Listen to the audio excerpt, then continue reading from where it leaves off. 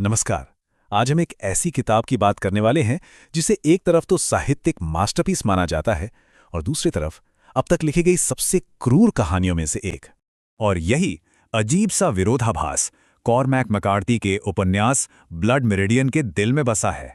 ये कहानी इतनी परेशान करने वाली है कि आज तक कोई भी फिल्म मेकर इसे पर्दे पर उतारने की हिम्मत नहीं कर पाया। तो आखिर ऐसा क्या है इस किताब में जो इसे इतना पावरफुल और इतना भयानक बनाता है? असल में ये कहानी हमें अमेरिकी इतिहास और इंसान की रूह के सबसे अंधेरे कोनों में ले जाती है। और ये पूरी कहानी हमें एक ऐसे लड़के की नज़रों से दिखाई जाती है जिसका कोई नाम तक नहीं है। चलिए अब कहानी के मुख्य किरदार से मिलते हैं। एक लड़का जिसे बस द किड के नाम से जाना जाता है। मतलब पैदा होते ही उसकी किस्मत में अनदेखी लिख दी गई थी और बहुत छोटी उम्र से ही उसके अंदर बिना सोचे समझे हिंसा करने की एक आदत, एक फितरत थी। और उसकी किस्मत में लिखा था कि उसका रास्ता इस उपन्यास के सबसे खौफनाक विलेन जज होल्डन से टकराएगा। तो कुल मिलाके द किड की शुरुआती जिंदगी बस एक के बाद एक हिंसक घटनाओं का सिलसिला है, बिना किसी मकसद, बिना किसी मंजिल के। हर घटना उसे इस बेरहम दुनिया में और गहरे धकेलती जाती है। तो चलिए अब मिलते हैं फिक्शन के शायद सबसे बड़े और डरावने विलन्स में से एक से।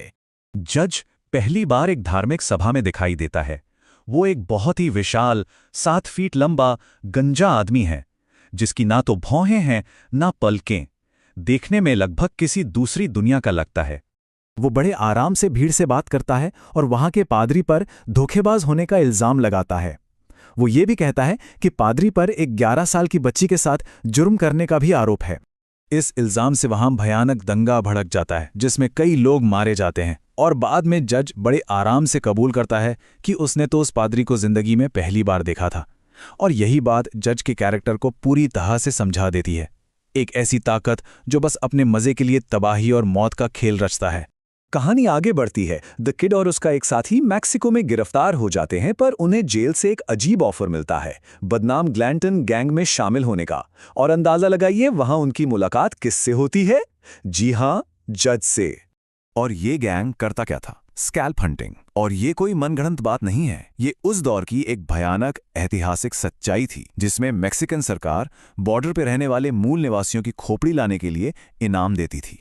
तो समझने वाली बात यह है कि इस वहशीपन को बाकायदा बढ़ावा दिया जा रहा था।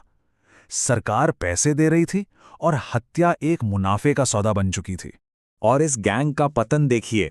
शुरू में उन्हें काम मिला था अपाचे लड़ाकों को मारने का, लेकिन फिर लालच बढ़ता गया।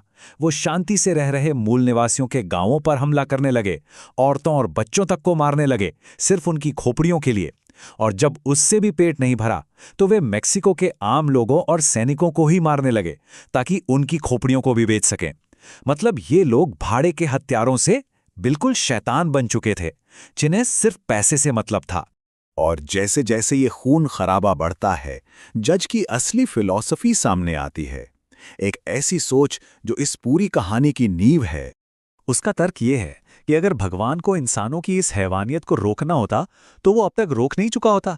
मतलब वो कहता है कि ये जो बुराई है ये कोई खामी नहीं है, ये तो दुनिया का, इंसान के वजूद का एक जरूरी हिस्सा है। तो जज की दुनिया को देखने का तरीका कैसा है? वो हर चीज को अपनी एक डायरी में लिखता है, क्योंकि उसका मानना है कि जिस चीज को वो नहीं जानता या उसने दर्ज नहीं किया उसके होने का कोई मतलब ही नहीं है। वो मानता है कि नैतिकता, ये सब कानून वानून तो बस कमजोरों को काबू में रखने के लिए बनाए गए हैं। असलियत तो संघर्ष है, लड़ाई है, और असली हक, असली ताकत हमेशा लड़ाई जीतने वाले की ही होती है। ये एक लाइन उसकी पूरी सोच को बता देती है। एक तरह की खुदाई महत्वाकांक्षा कि हर चीज को जानना है, उसे नाम देना है और उस पर कब्जा करना है। और फिर वो कहता है, युद्ध ही सबसे बड़ा व्यापार है, युद्ध ही ईश्वर है। और यही इस उपन्यास का निचोड़ है कि किसी भी चीज की कीमत, सच या वजूद का आखिरी फैसला सिर्फ और सिर्फ युद्ध करता है। कहानी का अंत होता है कई साल बाद। द किड अब एक अधेड़ उम्र का आदमी है और उसका सामना एक बार फिर जज से होता है जो एक दिन भी बूढ़ा नहीं हुआ है। और ये एक बहुत ही डरावना इशारा छोड़ जाता है कि इंसान आते जाते रहते हैं, मर जाते हैं, लेकिन युद्ध का जो सिद्धांत है वो अमर है। तो अगर युद्ध ही सबसे बड़ा जज है तो ये इंसानियत के बारे में क्या बताता है? ब्लड मेरिडियन इसका कोई सीधा साधा जवाब नहीं देता। ये तो बस इतिहास के सबसे खूनी पन्नों का आईना हमारे सामने रख देता है और हमें मजबूर करता है कि हम उस आईने में झांकें और देखें कि हमारे अंदर क्या है।